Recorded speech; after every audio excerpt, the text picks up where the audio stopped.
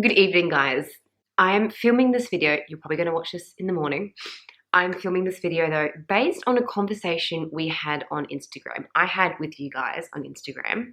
If you follow me on Instagram, we had this conversation a couple of months ago now in regards to public healthcare cover versus private healthcare cover in Australia. And I asked a couple of questions and I openly was talking about how we as a family don't have private health insurance anymore. And the conversation came about me about having some dental surgery done, and we were paying cash for it, and then questions were coming up around how do you pay for it, how do you budget for it. I do have my budget planner that we do budget for medical expenses, and then this massive conversation just started happening around public versus private. And I asked questions from my Instagram followers on why do you have private, what do you think you need private, why do you have public, what are the benefits. So big story is I got asked after a poll, would you like to see a video on my opinions, my thoughts on public versus private? So that's what we're doing today. So a super casual chit chat kind of video.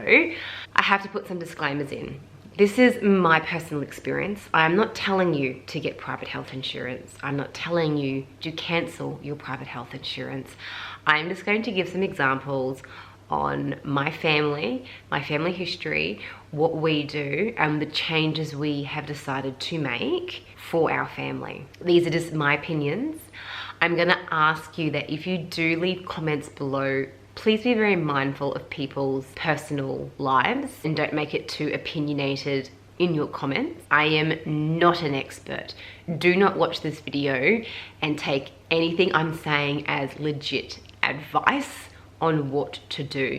I'm sharing my experiences and how we as a family manage the, I don't know what you want to call it, but manage the process of healthcare in Australia. I think we're really lucky with what we've got compared to some other countries. My story is just one of so many out there, but you guys have asked for it, so I am sharing it. So in a nutshell, my family, 2 toddlers, my husband and myself, we cancelled our private health cover. I will not tell you the company I was with, that our family was with, but we decided, when was it? My son must have been about 6 months old, and after research and talking to our accountant and looking at the figures and what we were paying and what we were getting, it really did not make sense. We cancelled. Now, let me just go back a bit. I grew up in a family where we didn't have private health ever. My mum has always had surgeries, excuse me, growing up. So I'll get a bit personal now. My mum has had six hip replacements. She has had 2 bone transplants, and she's had 1 knee done or 2 knees done. Can't remember. So my mum is guaranteed to have ongoing complications and surgeries. And way back when private healthcare was many years ago, it was actually too expensive for my parents to get healthcare cover because my mum would be guaranteed to have surgeries. Now, because my mum is classified as, I'm trying to think of the words, I think she's like the category 1 for disability. When her time comes to need a surgery, she's actually like priority 1, and it happens quite quickly for her. So if you actually have been following me on Instagram for a while, or at least from this time last year, my mum found out 10 days before she had a hip replacement. My mum had a full hip replacement last year. 10 days from the time she saw her surgeon, they ordered a part for her, and she was in having the surgery done. And this was in the peak of COVID. So in a way, my mum is very fortunate because she gets the surgery done without needing any cover, private cover. The public system put her through as top risk, high risk. I think you get what I'm saying. So I grew up in a family where we didn't have it. Apart from my mum's history, I won't go into it, we've been a pretty healthy family. Yes, I do wear glasses, I wear contacts. So I just grew up in a family when we didn't have healthcare, and if we needed something, my parents just paid for it. I've never broken a bone. Actually, I tell a lie, I have in my late 20s. But growing up, I never broke a bone. I've never needed dental surgery. I had glasses from about the age of 10, I want to say, reading glasses. There's never really been an issue in our family where we've needed or been heavily dependent on the Medicare system or private healthcare, taking my mum aside from it. So growing up, I never had it. Then, moving into my late 20s, going into your 30s, there were all these big ads that if you don't have private health cover, by the time you're 30, you start paying more in tax. And then you kind of think, okay, I need to get it. So my husband and I at the time, we ended up getting health insurance for couples. And it was purely, from my point of view, my husband did grow up with private health, but from my point of view, it was purely to pay less tax on it. So we done that. So we had the couples one. Then we found out we were pregnant. We didn't have any pregnancy cover. We didn't need any pregnancy cover. My son did have, while I was pregnant carrying him, we did have a minor complication. We had a marginal cord, extra scans needed to get done. Everything was covered. Everything was covered by Medicare. So then after he was born, I took maternity leave, and then I ended up not going back to work. And we were finding this bill, I think it was $290 a month, and we were doing basic cover. We weren't even really using the basic cover. And I sat down one day and I was trying to do the math on, was it worth it? And for us, I actually found out that it wasn't worth it. Now, I've had the debate with people who say you have to have insurance, you need to look after your health. You would insure your home, you're not insuring your health. I get where you're coming from, but in Australia, we have Medicare, and it's actually a really good system in place. Nothing is fail-proof. We have had family who've had private health cover, and they actually found out they had a type of cancer, and their healthcare policy only covered them so much. So they were still out of pocket quite a bit, and they were paying quite a bit every month for private health cover, and were still out of pocket for it. So after doing all of the research and coming to terms with, I just don't think it's beneficial for us. We were pretty healthy people. I think our son was about the 6-month mark when we decided to can having it, but we didn't just stop private health altogether. We had a little bit of a plan. Now, I'm gonna have a couple of questions coming up now in regards to, well, you're paying that extra tax. You're better off just having the private health insurance than paying the tax. For us, no. Because we went down to one income, you have to have, as a combined couple, an income, at the time it was 180 or more. We weren't meeting that threshold. So for me not working and my husband just working, we did not meet that threshold of 180,000 combined as a couple, because there was only the one income, which means we weren't paying the tax. Now, when it comes to the tax component, and I've asked my accountant about this, but please go seek your own legal advice on this sort of stuff. It's not just your income. So we had investment property. So once we claimed the tax out of our income against the investment properties, what we had left over is then what Medicare or the private health insurance, what private health insurance will look at to see if you meet the threshold. If that doesn't make sense, you need to speak to your accountants. But say, for example, we earned 181,000 as a couple combined, but we had investment properties. So then we take the tax off of those, the income off of those, what we were paying in the tax. And then from there, they worked out that we were under the threshold of 180 combined. So if you have assets, it does work in your favor. Now, getting back to where I was sort of, I'm gonna break off in tangents here.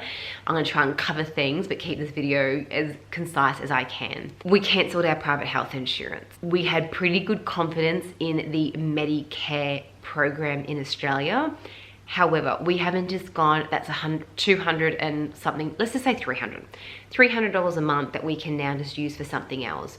We then just made up a budget, a healthcare budget, and allocated a certain amount every week to sit into a healthcare fund. So when I had to have major dental surgery done 5-6 weeks ago, we just pulled out the cash and paid for it. So my dental surgery came to $3,000.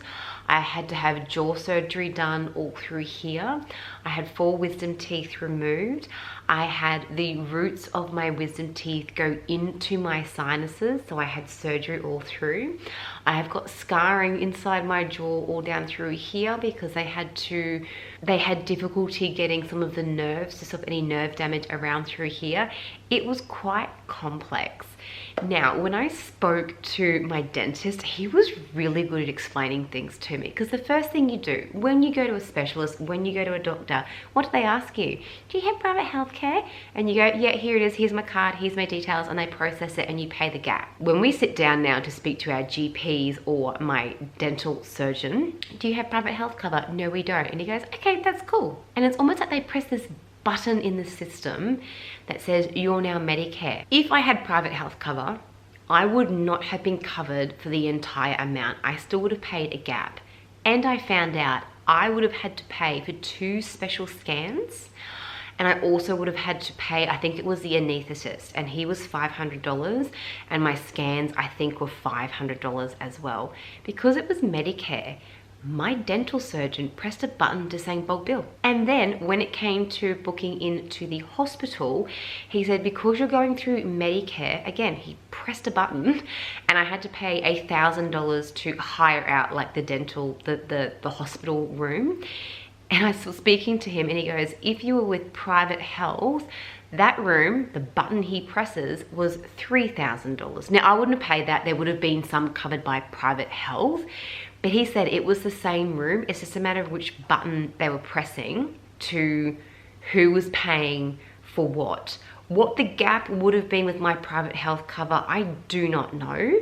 I definitely paid more paying up front the way I did, but so much was covered through Medicare. Now, when we done the math, we have not had private health for 4 years. And this has pretty much been the only bill my husband and I have encountered in that time frame. Yes, we have been very lucky, but this is just the reality for us. 4 years times $300 a month. How much have we got in our savings account for health related matters compared to paying up front for this bill here? And that is how we've worked out that we have decided that we don't want to have private health cover. Now, before I go into answering some questions that I've gotten off of my Instagram thing, because there were some really good ones in there, and I wanted to have a chat around people why they want to have private health cover, and a lot of you have cancelled it probably for similar reasons to us. Some of you may not be aware that when it comes to Medicare, there's actually a threshold. When you meet that threshold, it might be $2,000, it might be $5,000 depending on the year. Once you meet that threshold, you get amazing discounts through Medicare. So if the threshold, let's say the threshold was $2,000, I have met that threshold this financial year. So the extra money I am paying in regards to GP specialists out of pocket, I get great discounts through Medicare. It's just the way the program works. I can't explain it any other way. But I think there's some really good perks with Medicare. I have never been in a situation, and my family have never been in a situation where someone has needed surgery or specialist treatment and they have been on a wait list. I could have gone on a wait list to get my teeth done. It could have been 1 week, it could have been 1 year, I don't know. When it comes to our health, we kind of just go, if we need to have it done, just pay for it. And I was getting some really bad pain. I had an infection in here after seeing the dentist, and I had this weird scan done to my mouth. He said I've actually got major problems with this nerve, and they were very concerned I was actually going to have nerve damage come down through here. So I actually had extensive jaw surgery done with my wisdom teeth. I am going to do a video on it for you. So we have never been on that flip side where we have needed assistance medically and have been on a wait list for an extended period of time. I can't relate to that. I can't comment on it. I can say, so one last thing. When it came to my second child being born, we've gone public with all of our kids. I have had amazing hospitals. One was in Sydney, the Royal North Shore, and we had my daughter up here at the Royal Brisbane. Both really nice hospitals. In Sydney, I had a private, my own suite, because there were some minor complications with my son being born.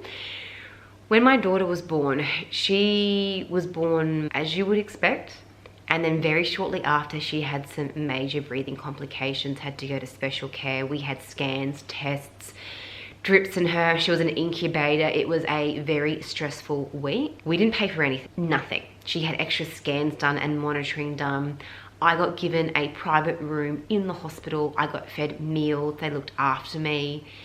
Everything I could wish for and ask for to look after my daughter, the hospital done, and we left with no bill. It was all covered by Medicare. So I don't personally see the need for private health cover for us, just us with pregnancy. I know other people do, and I know people have had it for other reasons. I've had a minor complication with a pregnancy, and then I've had a pretty serious complication post-birth with a child, and both times the public health system has kicked in really, really well, and I cannot fault them. This is just my opinion and my experience again, but this is what you guys asked for. I'm just giving you a brain dump of information on why we cancelled it and what we do. So I asked a couple of questions on my Instagram page, and one of them was, how much a month do you pay for private health insurance? Now don't forget, private health insurance, I don't think there's anything wrong with it. And if you've got it, I mean, that's totally your choice. But just keep in mind, private health insurance, what you pay a month, there is still a gap that you have to pay. So when we did have private health insurance prior to children, I did have to get a filling up here done. I think the filling was $250. I had to pay 50 bucks in a gap. Even though I had private health and we were paying $300 a month, I still had to pay $50 gap to get it done. Kind of seemed a bit weird to me.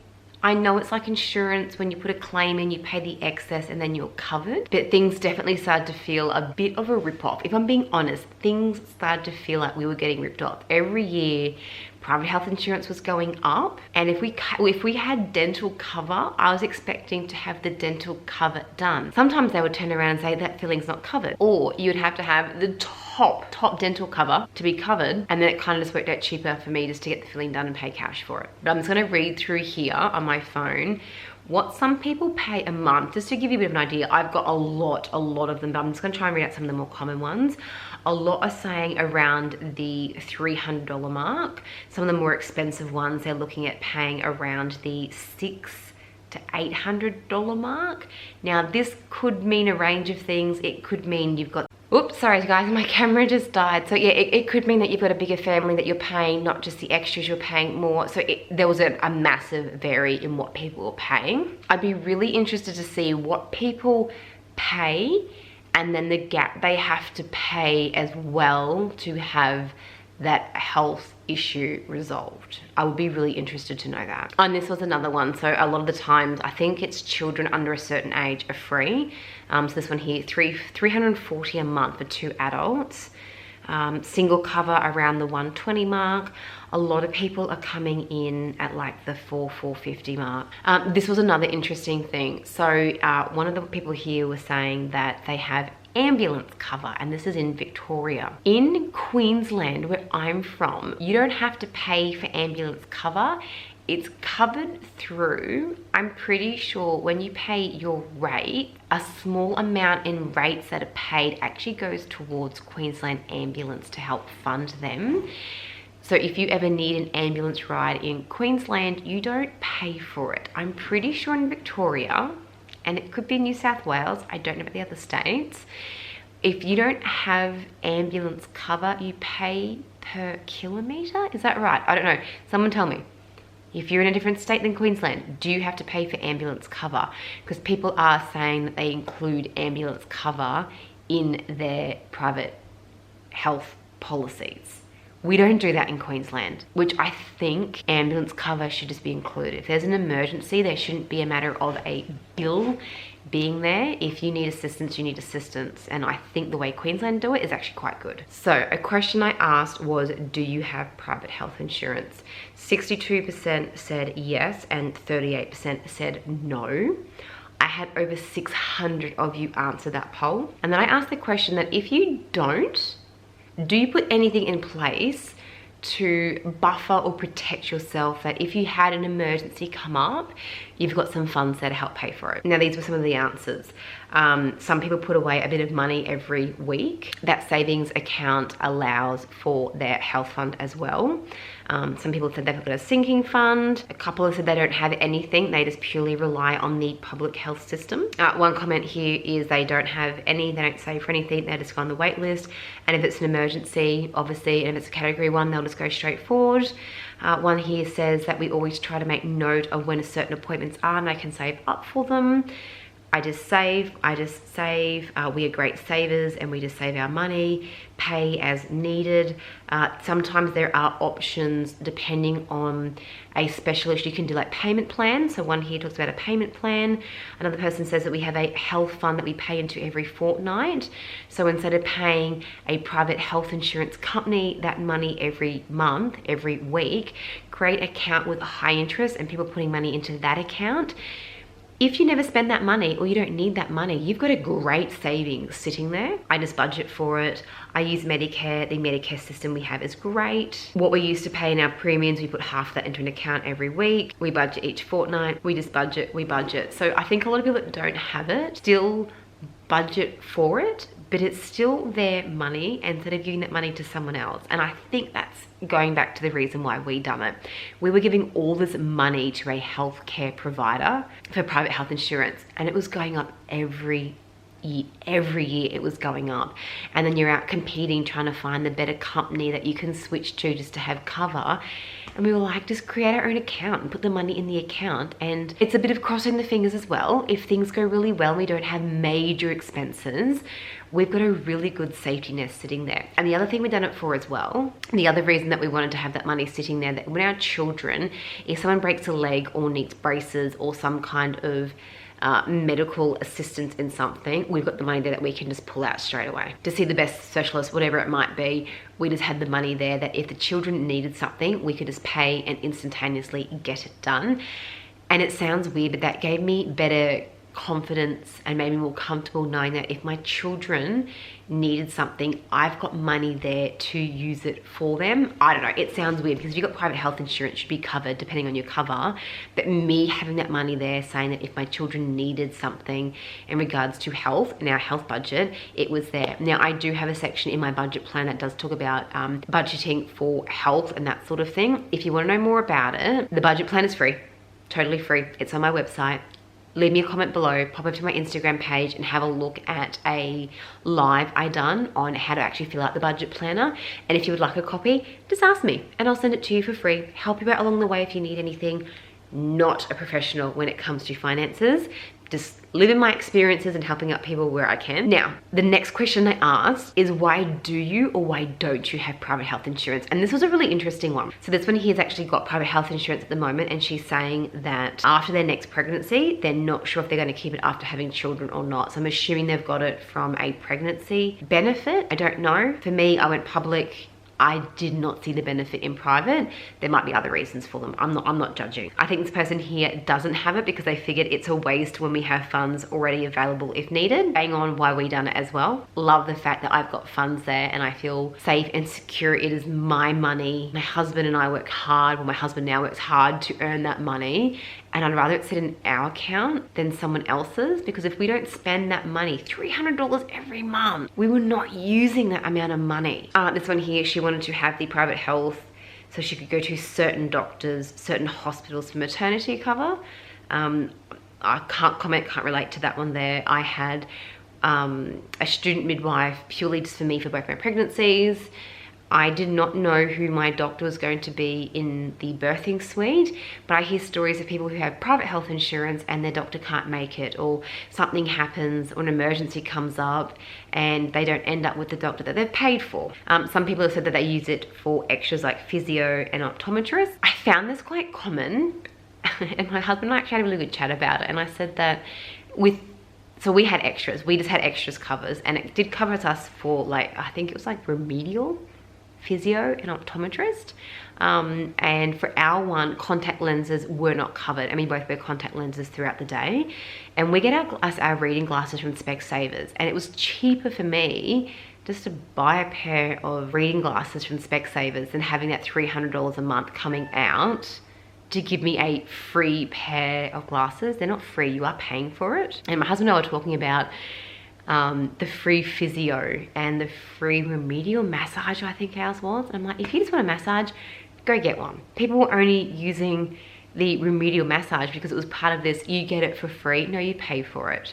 And look, I'm not taking criticism of anyone. If you enjoy that free one every year because it's part of your private, then do it. But just know it's not free because you're paying that money every month. Okay, so this one was interesting here. So this, I think this is a mum. She says, my son needed surgery, so she's very glad she didn't get rid of it.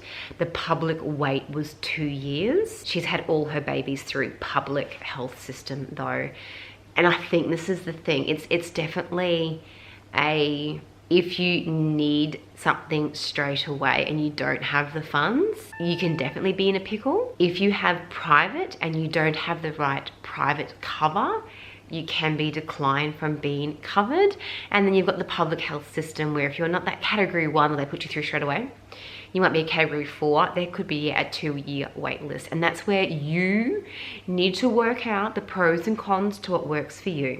This one here, I've always had it if I'm sick enough to go to hospital, she wants her own room. Totally understand that. One lady here, and this was actually quite a bit of a common thread I found. This lady here was saying that she originally got it because she wanted to get braces. So after that 12 months, you're covered, and she got her braces done, and now she's still got it, and now she's questioning why she has it. One person here does say that we will pay higher surcharge at tax time, and they've used it for their babies and their IVF. Now, there definitely could be people out there who do meet above that threshold and they would pay taxes for it again. Our situation worked really well for us, so we don't have it. But if you are in a different situation, there's definitely the possibility you would pay taxes again. That's where you need to look into it. Again, for tax purposes, there's a couple that said for tax purposes, again, if you are over that 180 threshold, maybe it is worth you doing it. Just keep in mind, it's after all of your assets. If you do have investment properties or shares, a lot of people say they have it for pregnancy, and I'm really interested to know why. Is it because you want a certain OB? Is it because you think you'll be covered for things that the public health system wouldn't cover you for? Because in my experience, both my pregnancies were 100% free from a medical point of view. Nothing out of pocket. This was actually a really interesting comment here. This lady actually, one of my followers have actually said she's never really been educated about the importance of having it. And I think that's the thing, we just get it thrown up in our faces. When is it? The 1st of July every year. They're going up, shop around, get the best thing. And it's become this, well, you've got it, then I get it, then I get it. And I think a lot of people, you need to do your research to find out, is it worth having for you? I'm not telling you what to do. Making that really clear. I'm not telling you what to do. I'm sharing my experiences with you. We don't have it for reasons I have explained, but we have our own health fund sitting there, our little kitty, our money sitting there for when we do need. Okay, so this follower here, so they actually had a type of cancer and they weren't covered. And this is the really hard part. So they had health insurance cover, and it wasn't some of the chemo or radiation, some of the treatment they need to get done did not cover under their policy, and they were still out of pocket quite a lot, like big figures they were out of pocket to still have to pay. A lot of people say they do like to have it for the extras. A lot of people are just paying to have the extras, optical, chiro, massage. They do it from a tax point of view. I wonder, I'd be really interested to know, if you did not pay more tax, would you have private health insurance? Like if there was no cap on, if you never had private health insurance and just went public and you never had to pay tax, additional tax, would you have public or private still? This was a common one that came up a lot. I've just always had it, my family's had it, and then I've got my own and it's continued. It's too expensive, it's not worth it. It keeps going up, it's not worth it. All right guys, sorry, my camera has died yet again from my battery running out, so I think that's time that I probably end things. Anyway guys, I'm leaving it there. I feel like I've been rambling. If you enjoyed this video, let me know. I hope it was helpful, I hope it gave some insight, and we will talk soon. Bye.